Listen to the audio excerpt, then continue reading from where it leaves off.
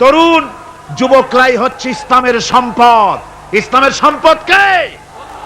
তরুণ আর যুবকেরা। তোমাদের অবদান ইসলামে সব চাইতে বেশি। মনে রাখবেন যুবকেরা, শোনো, ইসলাম প্রতিষ্ঠিত হয়েছে তোমাদের রক্তের উপরে। কাদের রক্তের উপরে? যুবকদের রক্তের উপরে। যারা ইসলাম প্রথম কবুল করেছিলেন তারা কিন্তু বুড়ো ছিলেন না কেউ। প্রথম যে ব্যক্তি ইসলাম কবুল করলেন হযরতে সাইয়্যিদুনা আবু বকর সিদ্দিক রাদিয়াল্লাহু তাআলা আনহু, বয়স ছিল 37 বছর। 37 বছর বয়সে দাঁত টাত পড়িয়া খুনখুনা বুড়া হয়ে গেছিল নাকি? হযরত ওমর ইসলাম যখন কবুল করেন তখন তিনি ছিলেন 26 বছরের টকবগে যুবক। যৌবনের রক্ত পা এবং মাথা পর্যন্ত শিরায় উপশিরায় ধাবমান এই যুবক হযরত ওমর 26 বছর বয়সের সময় ইসলাম কবুল করেন। হযরত আব্দুর রহমান বিন আউফ যখন ইসলাম কবুল করেন বয়স ছিল মাত্র 17 বছর। হযরত আলী যখন ইসলাম কবুল করেন তখন বয়স ছিল মাত্র 8.5 বছর। তোমাদের মতো তরুণেরা, যুবকেরাই সর্বপ্রথম কলেমার পতাকা ধারণ করে রাসূলকে সাহায্য করেছিল। সুবহানাল্লাহ।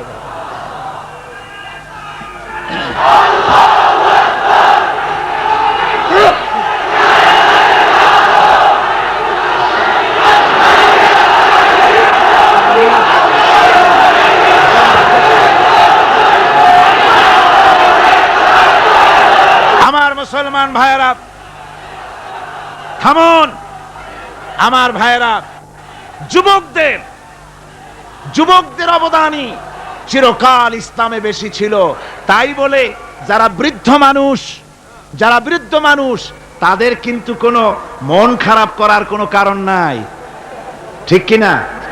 যেহেতু আমরা যারা বয়সের প্রান্তে এসে গেছি আমরাও ওই যৌবন কালটা পেরিয়ে এসেছি, ঠিক কিনা? আরেকটি কথা, কিয়ামতের দিন কোন বুড়ো মানুষ বেহেশতে যাবে না, সব যুবকরা যাবে। বেহেশতে যাবে কারা? বুড়োরা বোধহয় ভয় পেয়ে গেছেন। রাসূল পাক সাল্লাল্লাহু আলাইহি ওয়াসাল্লাম বলেছেন, আমার কথা না, হুজুর বলেছেন কোন বুড়ো মানুষ বেহেশতে যাবে না, কোন কালো মানুষ বেহেশতে যাবে না। এখন রাসূল যদি বলেন তার কথাই তো আইন। হুজুর বলেন কালো মানুষ বেহেশতে যাবে না, একটা কালো মানুষ কান দিয়ে তো পড়েই গেছে। হুজুর বলেন কেঁদো না, তুমি যখন বেহেশতে যাবে চাঁদের মতো সুন্দর চেহারা নিয়ে বেহেশতে যাবে। বুড়ার কান্না দেখে হুজুর বলছেন কেঁদো না, তুমি যখন বেহেশতে যাবে আল্লাহ তোমার যুবক বানায় পাঠায় দিবে। যেহেতু বেহেশত হচ্ছে যুবকদের জন্য। সুবহানাল্লাহ। অত নাজ নিয়ামত, অত আনন্দ, বুড়া মানুষে তো খাইয়া খুইয়া বেহেশত নষ্ট করি ভালো হবে। এই জন্য যৌবন দরকার, স্বাস্থ্য দরকার বেহেশত উপভোগ করার জন্য। সেই জন্য বেহেশতে যাবে কারা? তরুণেরা যাবে। কারা যাবে? তরুণী দিয়ে আল্লাহ পাক বেহেশত ভরে ফেলবেন। সুবহানাল্লাহ। আমার তরুণেরা, যুবকেরা শোনো, রাসূলুল্লাহ তোমাদের কত সম্মান দিয়েছেন। কে সম্মান দিয়েছেন? রাসূলুল্লাহ। রাসূলুল্লাহ এক জায়গায় বক্তৃতা করছেন, এমন সময় দেখা গেল একজন তরুণ সাহাবী, নাম তার জারীর রাদিয়াল্লাহু তাআলা আনহু। চাঁদের মতো চেহারা তার ছিল, খুব সুন্দর চেহারা ছিল তার। হযরত জারীর বসতে না পেরে জায়গা পায় না, দাঁড়ায় আছে। রাসূল নিজের গায়ের চাদরটা খুলে জারীরের দিকে নিক্ষেপ করলেন, বললেন, জারীর দাঁড়িয়ে আছো, আমার চাদরের উপরে বসো। সুবহানাল্লাহ। হযরতে জারীর রাসূলুল্লাহর চাদর নিয়ে চুমা খাইতে লাগলেন আর বললেন, আকরামাকাল্লাহ কামা আকরামতানি ইয়া রাসূলুল্লাহ। হে রাসূল, আল্লাহ আপনার সম্মান আরো অনেক বাড়িয়ে দিক, যেমন আপনি আমাকে মর্যাদা দিলেন। হে রাসূল, আপনার চাদরে পৃথিবীর কোন মানুষ বসতে পারে? আমার তরুণ ভাইয়েরা, আমার যুবক ভাইয়েরা, তোমাদেরকে রাসূল মহব্বত করতেন, ভালোবাসতেন সবচেয়ে বেশি। তোমরা আজ বাতিলের শিকার। কার শিকার?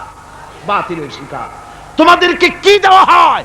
যে সব রাজনৈতিক দলের যুবক যারা তোমরা এখানে আছো, জিজ্ঞেস করি তোমাদের নেতারা তোমাদেরকে কি দেয়? দেয় অস্ত্র, দেয় টাকা, দেয় নারী ভোগ করার জন্য পয়সা, তোমাদের চরিত্র ধ্বংস করার জন্য সব রকমের হাতিয়ার তুলে দেয়। তোমাদের হাতে শোভা পায় কলম, হাতে শোভা পায় খাতা, হাতে শোভা পায় বই খাতা কলমের পরিবর্তে তোমাদের নেতারা তোমাদের হাতে তুলে দেয় স্টেন গান, তুলে দেয় হেরোইন, তুলে দেয় টাকা। এরা তোমাদের নেতা নয়, এরা তোমাদের জীবনের দুশমন। জোরে বলেন কি?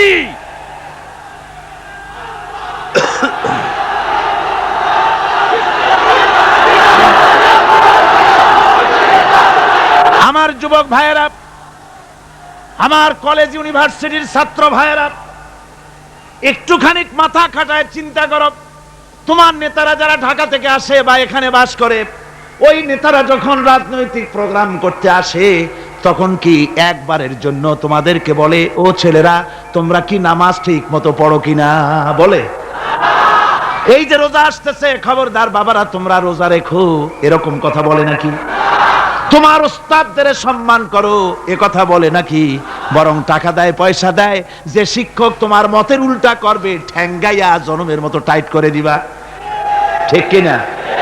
তোমার নেতারা কি কোনোদিন বলে নাকি, ও আমার সংগঠনের ছেলেরা মা বাপের খেদমত করবে, মা বাপের সম্মান করবে, খবরদার মা বাপের সঙ্গে বেয়াদবি করবে না, সন্ত্রাস করবে না, অস্ত্রবাজি করবে না, মানুষকে কষ্ট দিবে না, এমন কোনো কথা বলে না। আমার যুবকেরা শোনো, ওরা টাকা দিয়ে, অস্ত্র দিয়ে, পয়সা দিয়ে, মদ দিয়ে ওরা নিজেদের ক্ষমতা টিকায় রাখার জন্য তোমাদেরকে লাঠির মতো ব্যবহার করে। সুতরাং আজকের তরুণদেরকে বুঝতে হবে, তরুণেরা ভালো করে বোঝো, তোমরা রাসূলের সৈনিক। কার সৈনিক?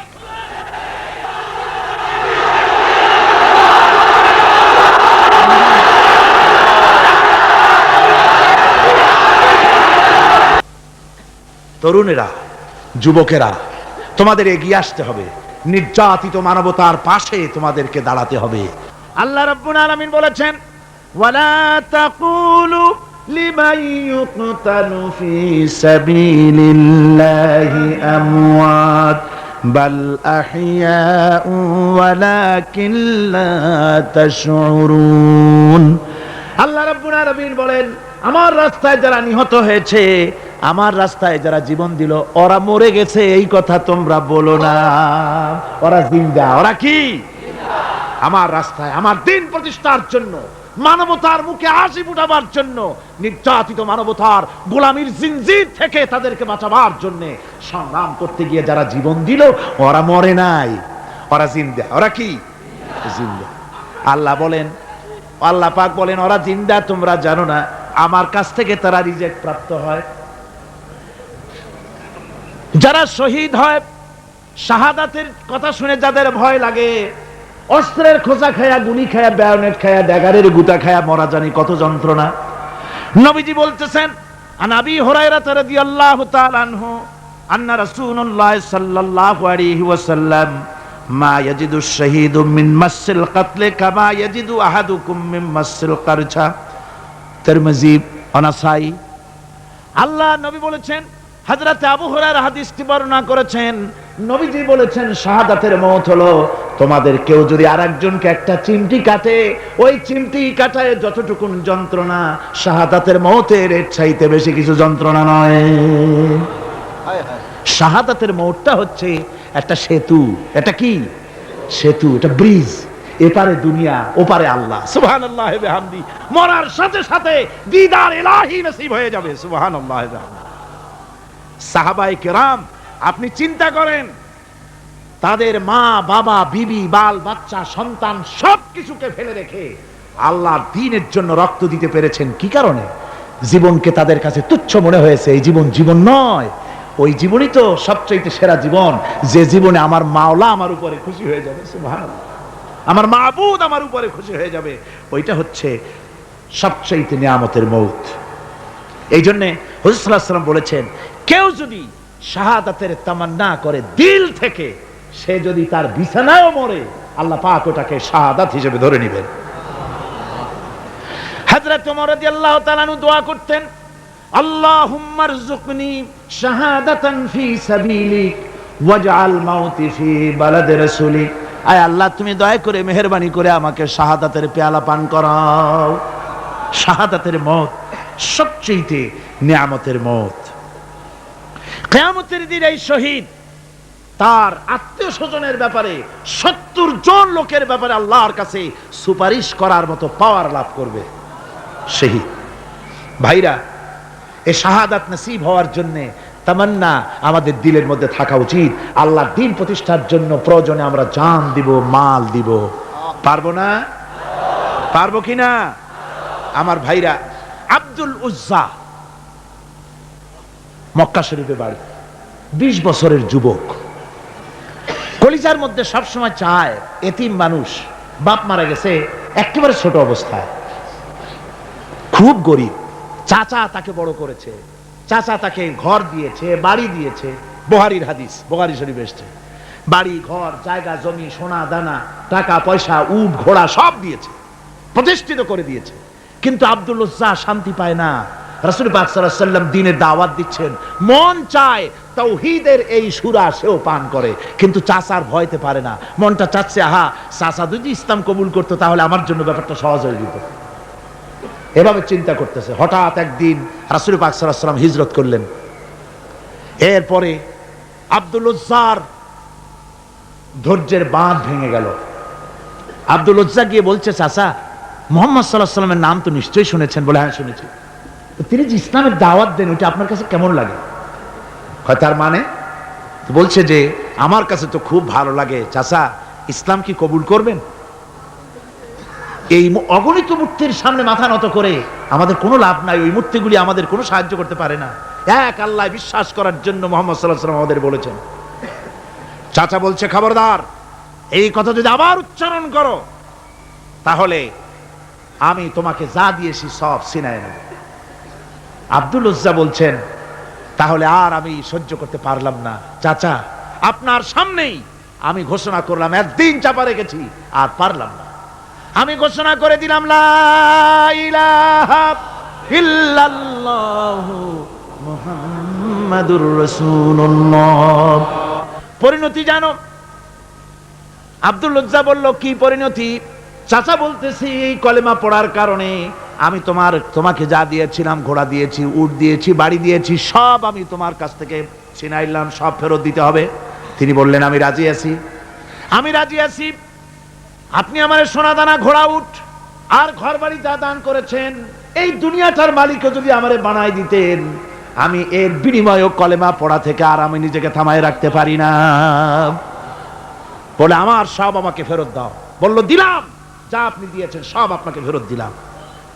চাচা বলছে, জায়গা জমি টাকা পয়সা সোনা দানা সব পেলাম, তোমার গায়ে যে জামা, তোমার পরনের যে লুঙ্গি, ওটা আমার টাকার খোলো। আব্দুল উজ্জা বললেন, আপত্তি নাই। জামা খুলে দিলেন, পরনের লুঙ্গিটাও খুলে দিলেন। 20 বছরের যুবক এই অবস্থায় চলে গেলেন মায়ের কাছে। মা আব্দুল উজ্জাকে এই অবস্থায় দেখে 2 চোখ চেপে ধরলেন, বললেন, বাবা তোমার এই অবস্থা কেন? ছেলে বলছে, মা ইমান আনার কারণে আমি সব হারায় ফেলেছি, আমার আর কিছুই নাই, ইমান আনার কারণে আমার এই অবস্থা হয়েছে। মা বলছে, বাবা আমার কাছে কি চাও? ছেলে বলছে, মা আমি চলে যেতে চাই মদিনায়, আল্লাহর নবী মুহাম্মদুর রাসূলুল্লাহ সাল্লাল্লাহু আলাইহি সাল্লামের দরবারে চলে যেতে চাই, আমি একটু বস্ত্র চাই। মা একটা পুরানা কম্বল তার হাতে দিয়ে দিলেন। আব্দুল উজ্জা কম্বলটাকে ছিঁড়ে এক টুকরা কোন রকম হাঁটুর উপরে জড়ায় নিলেন, আর এক টুকরা গায়ে দিয়ে নিলেন। আব্দুল উজ্জা আবার বহু কষ্ট করে মরুভূমি পাড়ি দিয়ে মদিনা মুনাওয়ারায় চলে গিয়ে বাবি জিবরিল থেকে ঢুকে আসহাবে সুফফার চবুতরার সামনে বসে আছেন, ছেঁড়া কম্বল পরা। এবার বিশ্ব নবী, দুনিয়া আখিরাতের বাদশা জনাবে মুহাম্মদ রাসূলুল্লাহ সাল্লাল্লাহু আলাইহি ওয়াসাল্লাম যখন মসজিদের নিজের ঘরের থেকে দরজা খুলে বেরিয়েছেন, দেখেন এক যুবক বসা, একটা আধাটা কম্বল পরা, হাঁটুর উপরে কোন রকম করে রানটা লজ্জাস্থানটা ঢাকার, গায়ে একটা ছেঁড়া কম্বল। তার এই অবস্থা দেখে হুজুর জিজ্ঞেস করেন, তুমি কে? যুবক বলছে, আমি আব্দুল উজ্জা। ইসলাম কবুল করার জন্য আমার সব ছিল, আমি কম ধনী ছিলাম না, আমার চাচা সব নিয়ে গেছে, সিনাই রেখেছে, আমার লুঙ্গিটাও দেয় নাই। ঘটনা সব তিনি খুলে খুলে বললেন। হুজুর বললেন, তোমার নাম আব্দুল উজ্জা নয়, তোমার নাম আব্দুল্লাহ। আব্দুল্লাহ জুলবাজাদাইন তার নাম। হযরত আব্দুল্লাহ জুলবাজাদাইন কি রাসূলুল্লাহ দিয়া দিলেন, আসহাবে সুফফাদের সাথে মিলাই দিলেন, এখানে থাকো, খাবার আসতে পরে খাবে। তাদের সব সময় খাবার থাকতো না। আসহাবে সুফফায় তারা থাকতেন যাদের ঘর নাই, বাড়ি নাই, থাকার জায়গা নাই। ক্ষুধার জ্বালায় যখন তারা অতিষ্ঠ হয়ে যেতেন, নবীজি ঘরের থেকে তাহাজ্জুদের জন্য যখন বেরোতেন, ক্ষুধার্ত সাহাবীরা রাসূলের চেহারা দেখার সঙ্গে সঙ্গে ক্ষুধা নিবৃত হয়ে যেত। হযরত রাসূল পাক সাল্লাল্লাহু আলাইহি ওয়াসাল্লাম আব্দুল্লাহকে ওনাদের মধ্যে ভিড়ায় দিলেন। আব্দুল্লাহ এবার কোরআন শরীফ পড়ে, কোরআন শরীফ পড়তে গিয়া চিল্লায় চিল্লায় তিনি পড়েন, আস্তে আস্তে পড়েন না।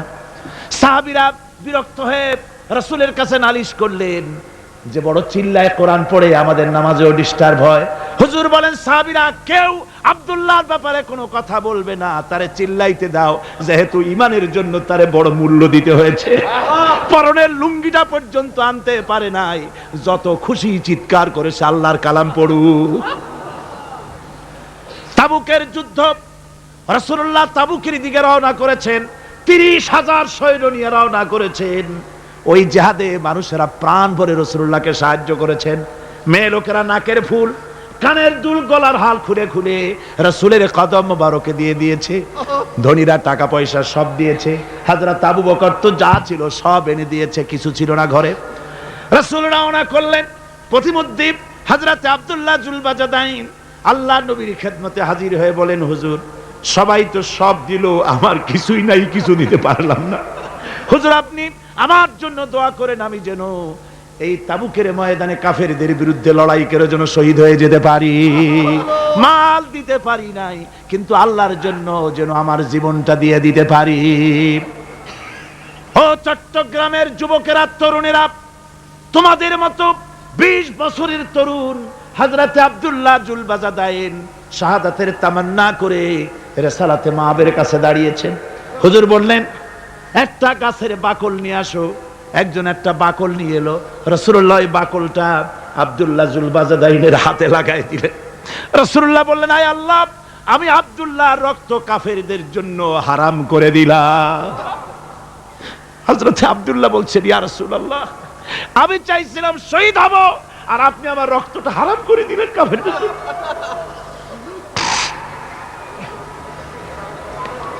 আল্লাহ নবী বলেন, আব্দুল্লাহ রে, কোনো চিন্তা করো না, তোমার মৃত্যু যদি জ্বরেও হয়, আল্লাহ রাব্বুল আলামিন তোমার শাহাদাতের দরজা দিয়ে দিবেন। তাবুকের প্রান্তরে চলে গেলেন। কয়েকদিন ওই তাবুকের ময়দানে থাকায় রাসূলের কাছে খবর এলো, আব্দুল্লাহ মারাত্মক জ্বরে আক্রান্ত হয়ে ইন্তেকাল করেছেন। রাসূলুল্লাহ বললেন, আমি জানাজা পড়াবো। হযরতে আব্দুল্লাহর জানাজা হলো গভীর রাত। কবরের ভিতরে একজন দাঁড়ায়া লাশ ধরার জন্য একজন কবরের ভিতরে দাঁড়িয়েছে। 2 জন লোকে লাশ নিয়ে আসতেছে। হযরতে বেলাল আলো উঁচু করে দাঁড়ায় ধরে আছে। অন্ধকার রাত, কবরের ভিতরে একজন দাঁড়ানো, লাশ নিয়ে এসেছে 2 জনে।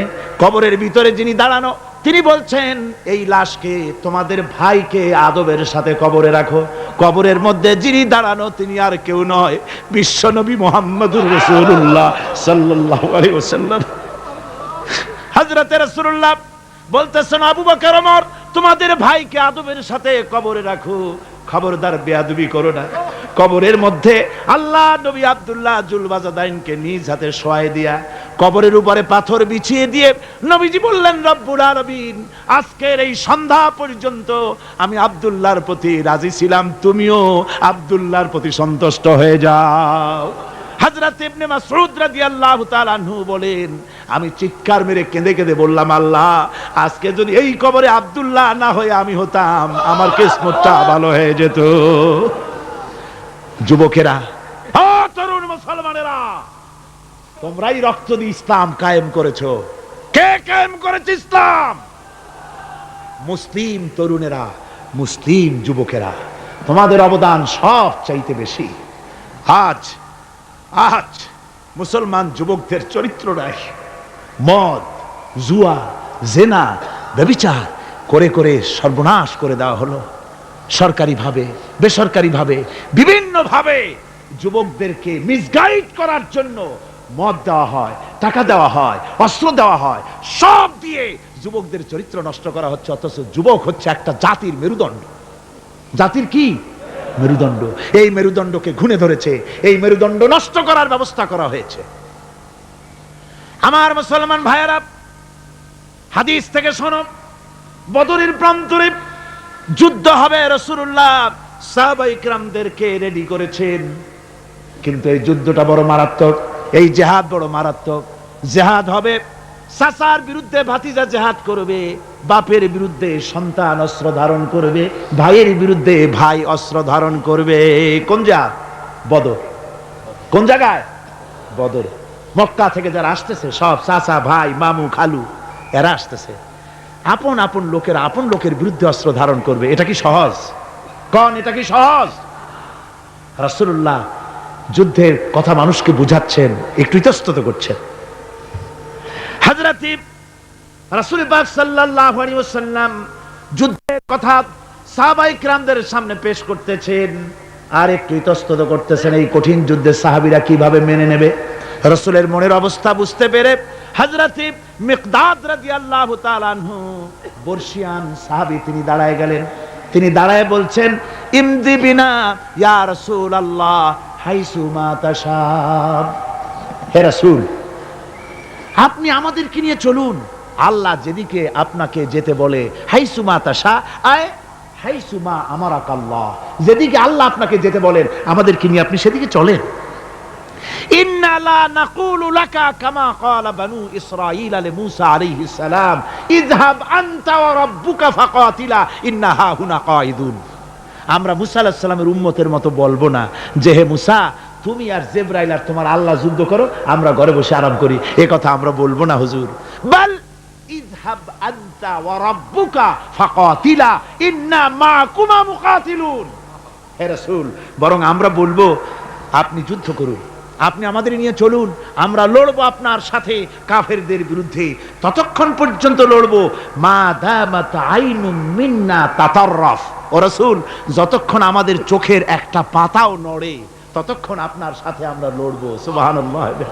মানে জীবন যতক্ষণ আছে আপনার সাথী হয়ে কাফেরদের বিরুদ্ধে লড়তে থাকবো। হুজুর খুব খুশি হয়ে গেল। হুজুর কি হলেন? দারুণ খুশি হয়ে গেল। আল্লাহর নবী খুশি হয়ে বললেন, ও সাহাবীরা, তোমাদের মানসিক অবস্থা যখন এই কুবু বিনা ইলা জান্নাতিন জান্নাতুন আরদুহা কারদিস সামাওয়াতি ওয়াল আরদ।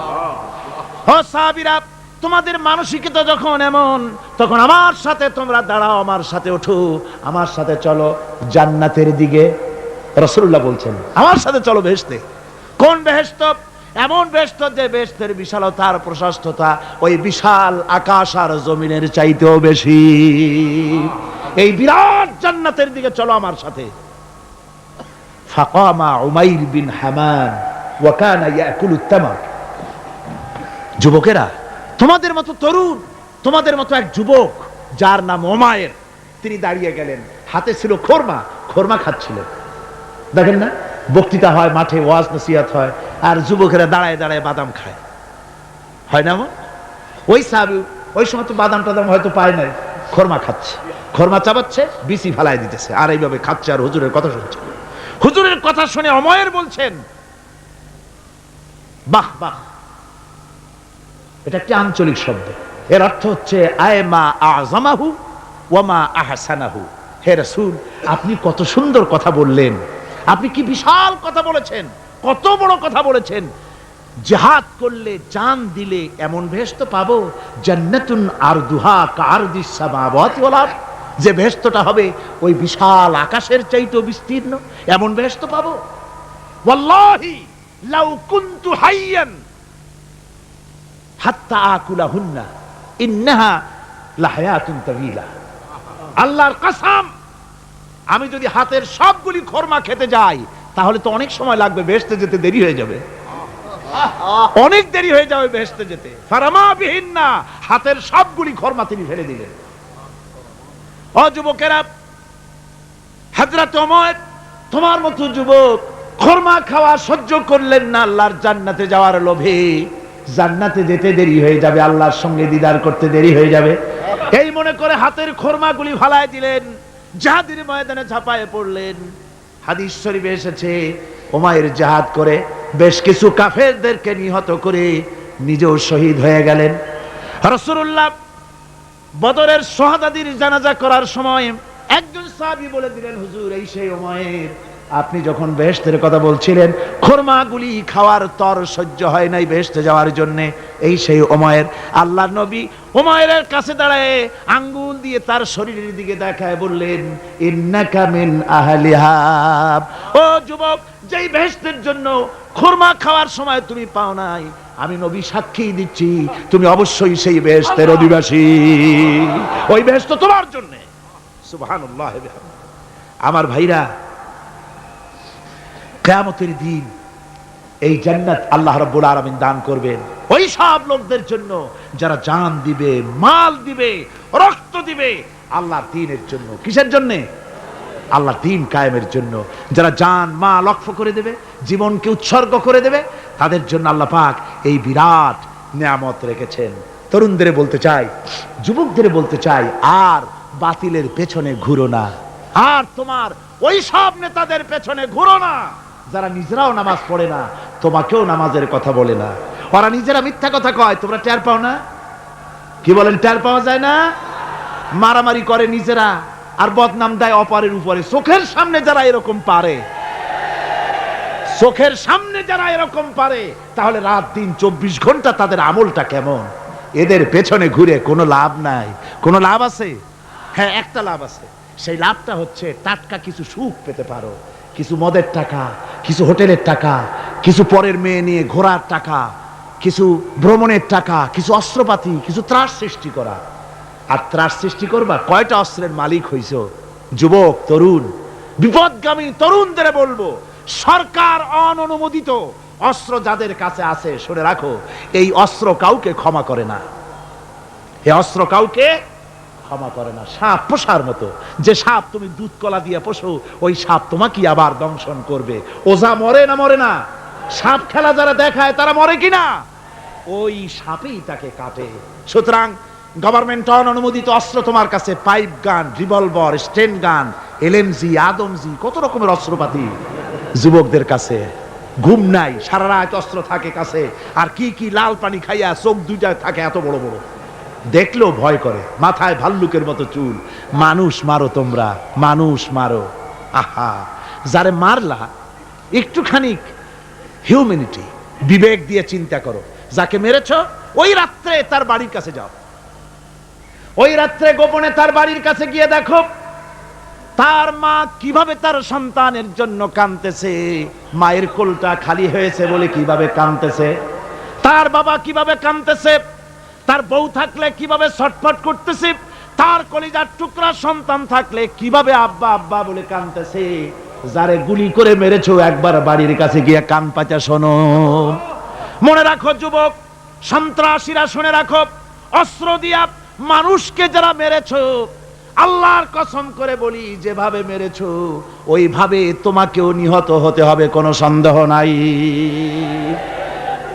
বাড়িতে গিয়ে ডায়েরিতে লিখে রাখো আমার কথা। থামুন, বাড়িতে গিয়ে ডায়েরিতে লিখে রাখুন, ডায়েরিতে লিখে রাখো, যদি তুমি কাউকে হত্যা করে তার বউকে যদি বিধবা বানায় থাকো, তোমার বউ বিধবা হবেই, কোনো সন্দেহ নাই। তুমি যদি কারো ছেলেকে এতিম বানায় থাকো, তোমার ছেলেকে আল্লাহ এতিম বানায় রাস্তায় ভিক্ষা করায় ছাড়বেন। তুমি যদি কারো বাপকে মাকে কাঁদায় থাকো, আল্লাহ রাব্বুল আলামিন তোমার মা বাপকে কাঁদাবেন। তুমি যদি বেয়নটের খোঁচা দিয়া, ড্যাগারের খোঁচা দিয়া একটা মানুষকে যদি বুক ফেড়ে থাকো, তোমার বুকটা ঝাঁঝরা করে দেওয়ার মতো অস্ত্র আল্লাহ তৈরি করে রেখেছে। বিশ্বাস করো, বিশ্বাস করো। অননুমোদিত অস্ত্র থানায় জমা দিয়ে দাও, মসজিদে ঢোকো, নামাজ পড়ো, চরিত্রবান হয়ে যাও। তোমাদের প্রতি আমার উদাত্ত দাওয়াত, আমার বুক ভরা দরদ। তোমাদের বিরুদ্ধে আমাদের কোনো বিদ্বেষ নাই, হিংসা নাই, আছে কলিজা বড় দরদ। দেখতে পাচ্ছি জাহান্নামের দিকে যাচ্ছ, এ পথটা কোন দিকের পথ? জোরে বলেন, কোথার পথ? ওই নেতাদের পিছনে আর চলো না, তওবা করো। ওই নেতাদের পিছনে আর যাবে না যারা তোমাদেরকে টাকা দেয় আর অস্ত্র দেয়, যারা তোমাদেরকে মদ দেয় আর নারী দেয়, ওদের পেছনে আর চলবে না। ওয়াদা করো। যুবকরা কি পারবে ওয়াদা করতে? ওই সব নেতাদের পিছনে জীবনে আর যাবে না। ওয়াদা করতে পারো? হাত উঁচু করে দেখাও যুবকেরা।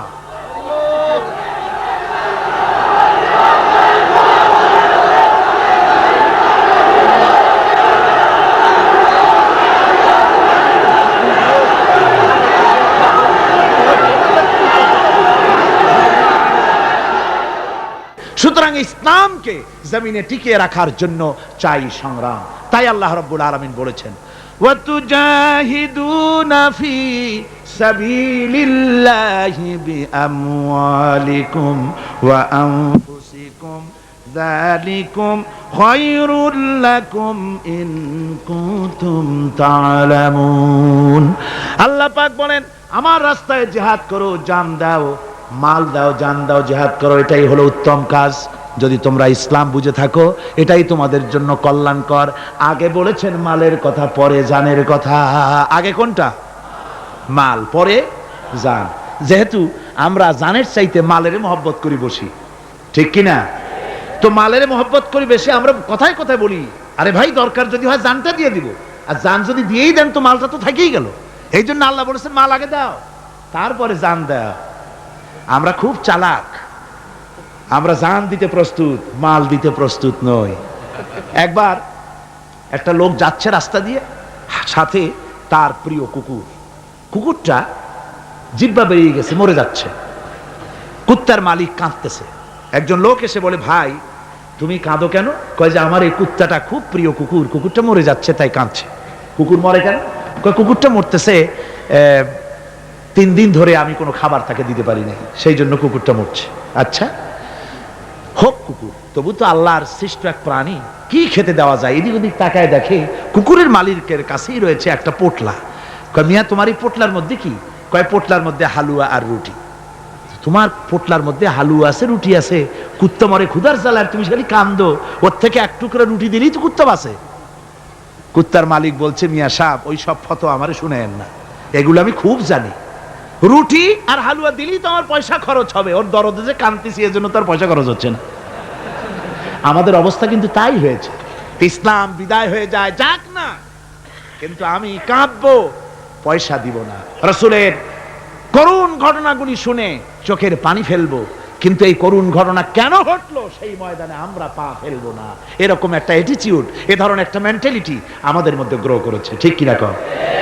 আমার ভাইয়েরা, মাল দিতে হবে, জান দিতে হবে, সবকিছুকে উৎসর্গ করে দিতে হবে আল্লাহর দ্বীন প্রতিষ্ঠার জন্য। যার পয়সা আছে, পয়সা দিয়ে কি করবেন যদি আল্লাহর দ্বীন এ জমিনে কায়েম না হয়? আল্লাহর দ্বীন কায়েম না হলে অসত্য, বদমাশি, শয়তানি, সব রকমের অন্যায় কাজ দিয়ে ভরে যাবে দেশ। ক্রমান্বয়ে অশান্তির দিকে যাবে, শান্তি আসবে কেবলমাত্র ইসলাম প্রতিষ্ঠা হলে পরে। আমাদের অবস্থা হলো যে আমরা ওই কুফাবাসীদের মতো। তাদের মতো? কুফাবাসীদের মতো। কুফাবাসীরা হযরত ইমাম হোসেনের জন্য দারুণ ভাবে কেঁদেছে, ঠিক কিনা? কুফাবাসীরা ইমাম হোসেনকে দাওয়াত দিছিল কারা? কুফাবাসীরা। অনেকগুলি চিঠি তারা লিখছে। কুফাবাসীরা ইমাম হোসেনকে ভালোবাসতো, দাওয়াত দিয়েছে, তার জন্য কেঁদেছে। কিন্তু কুফাবাসীদের চোখের পানিটা ছিল ইমাম হোসেনের জন্য, আর অস্ত্র, টাকা পয়সা, শক্তি সবটা ছিল এজিদের জন্য। কথা বুঝতে পেরেছেন? কুফাবাসীদের মতো অবস্থায় আমাদের হয়েছে। কুফাবাসীদের হযরত ইমাম হোসেনের জন্য তারা শুধু চোখের পানি ফেলেছে, আর টাকা পয়সা অস্ত্রপাতি যা ছিল সব ছিল তাদের এজিদের জন্য। আমাদের অবস্থাও তাই, আমরা ইসলামের জন্য শুধু চোখের পানি ফেলি, আর যখন ভোট দেই তখন ইসলাম যারা চায় না তাদেরকেই ভোট দেই, ঠিক কিনা? আমাদের টাকা, আমাদের পয়সা, আমাদের ইলেকশন, আমাদের হরতাল, আমাদের ধর্মঘট সবকিছু হচ্ছে ইসলাম যায় না, যারা চায় না তাদের জন্য। আর ইসলামের যখন কথা বলি, ইসলামের কথা শুনলে শুধু চোখের পানিটাই ছাড়ি, মহব্বত চোখের পানি দিয়া শেষ করে দিই, আর কিছুই করি না। আমি একবার এইখানে এই শহরে অনেক বছর আগে একটা জানাজায় শরীক হয়েছিলাম। কোন মাঠে আমার এখন তার মনে নেই। জানাজার পরে যিনি জানাজা পড়ালেন তিনি বললেন, ওই লাশকে সামনে রেখে বললেন, কেন আসিল? তখন আমি নতুন নতুন চিটাগাং আসছি, আমি ভাষা ভালো করে বুঝিও না। একজন বললো কেন আসিল? সবাই কইলো গম আসিল। তাই বললাম যে গম আসিল, এই মরা মানুষের সাথে গম, গম আমি আটা, গম তাই মনে করেছি যে এটার কি সম্পর্ক। আমি ইমাম সাহেবকে জিজ্ঞেস করলাম যে আপনি বললেন কি, আর জনগণই বা বললো কি? কয় যে আমি জিজ্ঞেস করলাম যে লোকটা কেমন ছিল, তো সবাই বললো ভালো ছিল। তাই বললাম তো ফায়দা কি? ফায়দা এই যে সবাই বললো ভালো, আল্লাহ তারে মাফ করে দিয়া ভালো বলে বেহেশতে পাঠায় দেবে। বলে আশ্চর্য কথা, আল্লাহ কি এইরকম নাকি? যে একটা সুদখোর ঘুষখোর জেনাকার, এ লোক ভালো না খারাপ আমি তা বলতে চাই না, কিন্তু একটা লোক সে কন্ট্রাক্টর ছিল, কন্ট্রাক্টরি করতে গিয়ে রাস্তাঘাট স্কুল কলেজে রড সিমেন্ট জনমের মতো খাইছে। কথা বুঝতে পেরেছেন? সরকারি গিয়ে ক্ষমতায় গিয়ে গভর্নমেন্টের টাকা পয়সা জনমের মতো শেষ করে ফেলেছে।